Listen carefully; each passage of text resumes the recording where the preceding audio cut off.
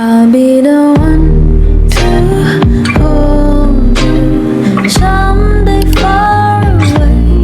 I guess I'll get to know you through the time and space. Told you we'd be closer after.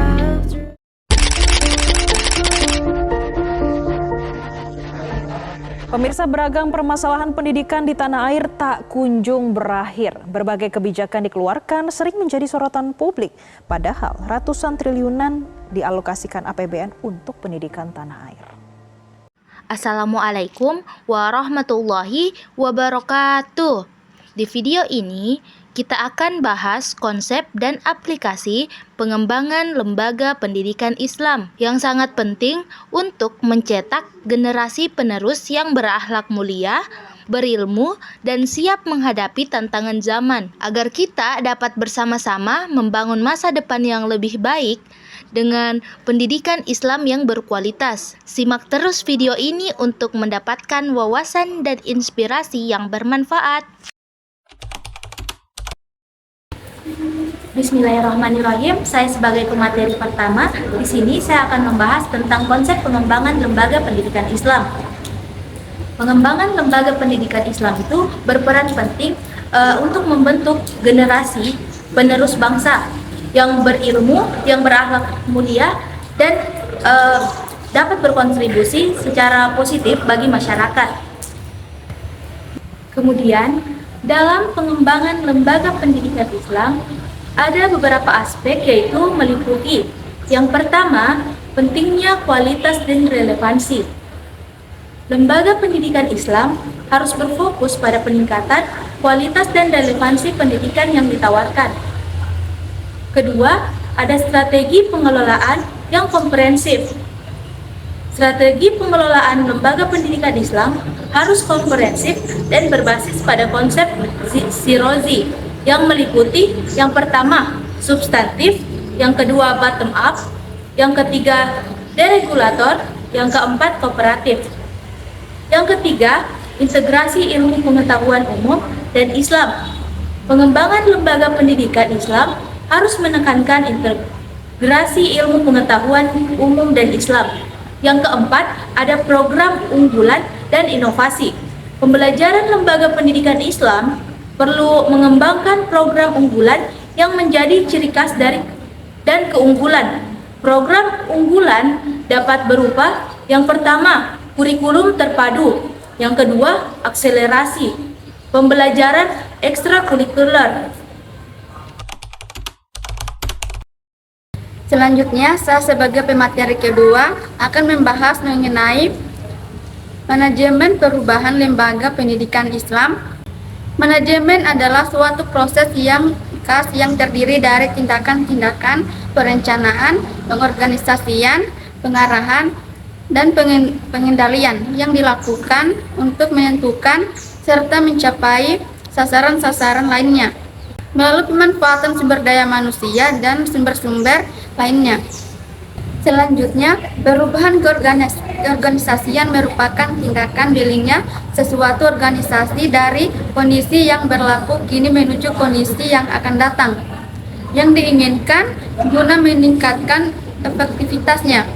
Maka dapat disimpulkan secara terminologi manajemen perubahan dalam konteks organisasi yaitu suatu proses yang sistematis dari perencanaan, pengorganisasian, penggerakan, dan pengendalian yang dilakukan oleh pengelola organisasi untuk bergeser dari kondisi sekarang menuju kondisi yang diinginkan dengan memperdayakan sumber daya organisasi dalam rangka mencapai tujuan bersama yang telah ditetapkan secara efektif dan efisien.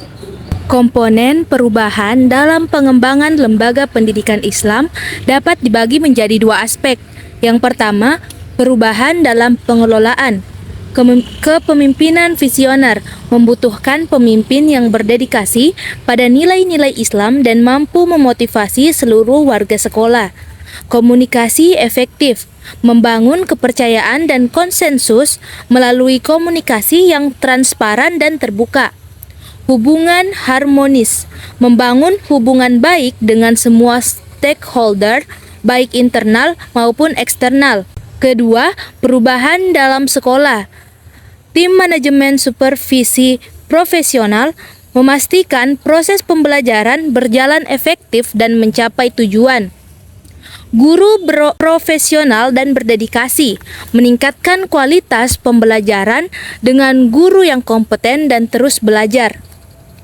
Staf pendukung yang efisien, memberikan layanan yang optimal untuk mendukung proses pembelajaran. Metodologi perbaikan berkelanjutan, meningkatkan kualitas dan pembelajaran melalui evaluasi, refleksi, dan inovasi. Penting untuk melibatkan seluruh warga sekolah dalam proses perubahan, membangun konsensus dan memotivasi untuk mereka untuk bekerja sama mencapai tujuan bersama.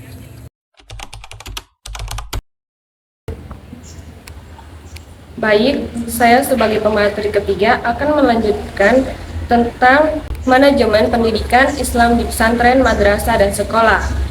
Pengertian manajemen berbasis pesantren, madrasah, dan sekolah. Yang pertama, manajemen berbasis pesantren. Istilah pesantren sering disebut dalam bahasa sehari-hari dengan tambahan kata pondok menjadi pondok pesantren.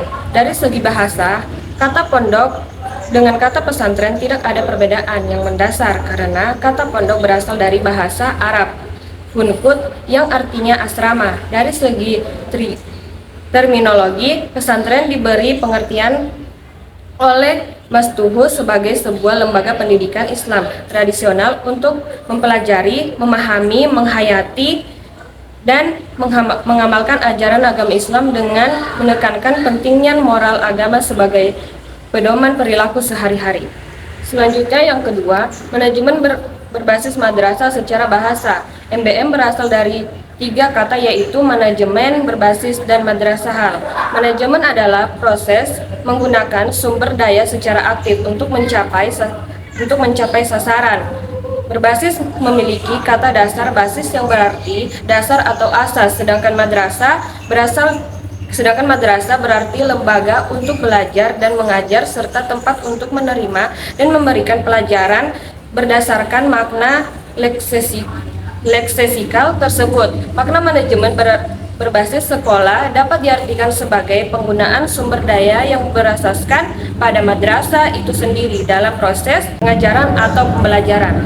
Yang ketiga, manajemen berbasis sekolah. Istilah manajemen berbasis sekolah merupakan terjemahan dari school basis management. Istilah ini pertama kali muncul di Amerika Serikat ketika masyarakat mulai mempertanyakan referensi pendidikan dengan tuntutan dan perkembangan masyarakat setempat. Manajemen berbasis sekolah merupakan paradigma berupa pendidikan yang memberikan otonomi diberikan agar sekolah leluasa mengelola sumber daya dan sumber dana dengan mengalokasikannya sesuai prioritas kebutuhan serta lebih tanggap terhadap kebutuhan setempat.